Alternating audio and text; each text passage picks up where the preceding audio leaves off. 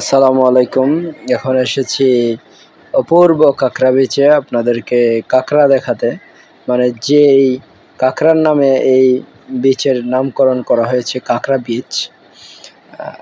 আপনাদেরকে দেখাতে আমি চেষ্টা করছি। আসলে দেখানোটা খুবই কষ্টসাধ্য, কারণ এই কাঁকড়াগুলো এতটাই চালাক, মানুষ তাদের আশেপাশে যাওয়ার আগেই তারা টের পেয়ে গর্তে ঢুকে যায়।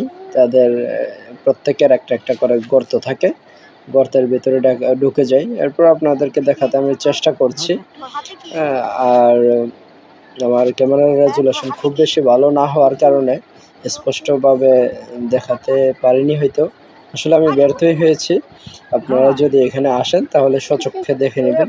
স্বচক্ষে দেখাটাও এখানে এটা খুবই টাফ, কারণ মানুষের সংস্পর্শে তারা আসার আগেই বা মানুষ অনেক দূরে যখন থাকে তখনই তারা গর্তের ভিতরে ঢুকে যায় আর দেখানো যায় না। এই যে দেখেন